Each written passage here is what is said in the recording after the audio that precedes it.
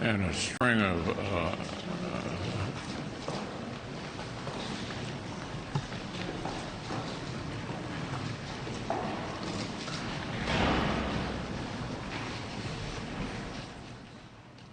that Senate Minority Leader Mitch McConnell, he froze literally for about 30 to 40 seconds while speaking to reporters today. He's just literally stopped talking. John Barrasso, senator from Wyoming, also a physician, walked up to him at about the 30-second mark, whispered something, we're not able to hear what it was, and then led the Senate Minority Leader away. It was a stunning, stunning moment.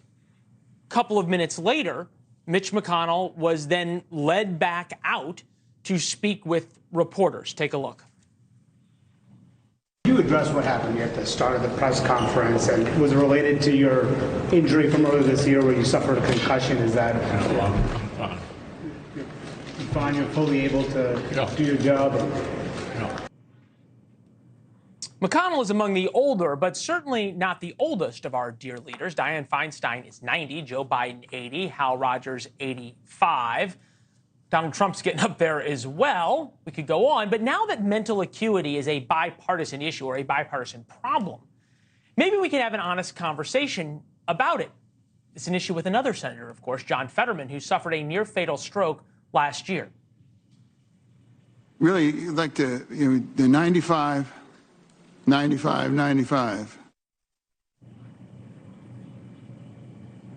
Again, these are all unedited tapes. Joining us now, former D.C. Democratic Party Chairman Scott Bolden, Vice President, Restoring Integrity and Trust in Elections, former legal advisor to President Trump, May Mailman. All right, we need MDs, not JDs out here, but here we go.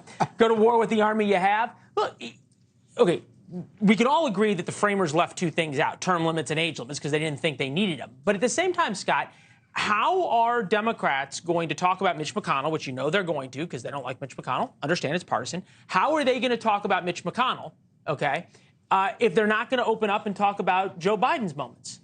Well, Joe Biden has had any 20-second delays where he just stops talking. He may have gaffes like every other president in the history of this country. I'm more concerned not about ageism, but about health. I think the health of these individuals that you named, Democrats and Republicans, and whether they can do their jobs or not.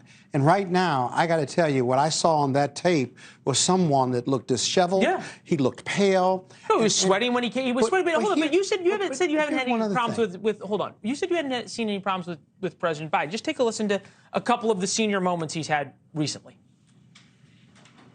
We're still feeling the profound loss of the pandemic, as I mentioned, of over 100 people dead. That's 100 empty chairs around the kitchen table. I said I'd cure cancer. They looked at me like, why cancer? Because no one thinks we can. That's why, and we can. We'd end cancer as we know it.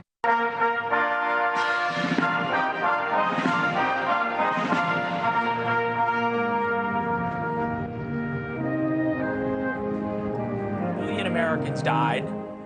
He misspoke. It's a gaffe. He was wrong. That doesn't have to do anything with a health issue, though. Well, but this is my point. If we're going to have a conversation, we're going to have an honest discussion about it. Okay? Let me tell you something else about what we saw today with the Senate Majority Leader. The people around him were not out of sync. They were not upset. This has happened before with them. In fact, they did a protocol, if you ask me, and that's one of the most telling things because they didn't call an ambulance. They didn't say they've given President Biden the mini stairs on Air Force One because of his age. Exactly, and they don't even put him through that's a not regular a health schedule. Issue. He works like 3 hours a day and won't even go to dinners Donald before Trump leaders. was younger and played golf and never did that. Scott, you just said this was a health issue. This is a health issue, too. That is a real health issue. Misspeaking or saying that 100 people died versus 1 million people died. I do gaffes all the time. It's not a I don't have a health issue. No, but this is my question. Why can we not? And I say this to you. Fine, you want to talk about a health issue with Mitch McConnell. Yeah. You want to talk about a health issue with Joe Biden. I'm wondering why even the very slightest of issues, when you're dealing with people that are this important in the world, and the Senate Minority Leader is incredibly important, Mitch McConnell, most senior Republican, sure. The President of the United States, why isn't any question disqualifying?